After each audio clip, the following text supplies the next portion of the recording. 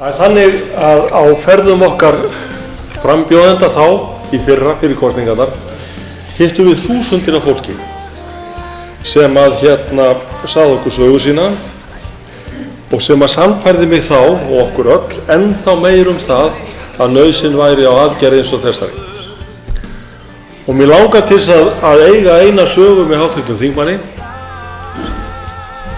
Ég hitti ágæta konu, framhaldsskólakennara, miðjumaldri. Eiginmaðurinn var ríkisstarfsmaður í BHM. Þau voru búin að selja íbúð sem þau áttu til þess að fara í minni íbúð. Þau voru í skilum, börðustum og hælvanhakka.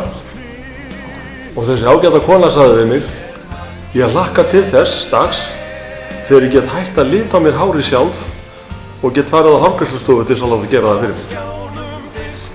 Það var fyrir fólk eins og þessa konu og hennar mann sem að við settum fram okkar tillögur.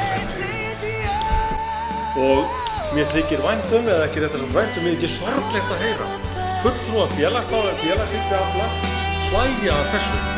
Og ef að þetta er húmórinn sem að þessi húmór að það er að koma fram í tillögum, það er líka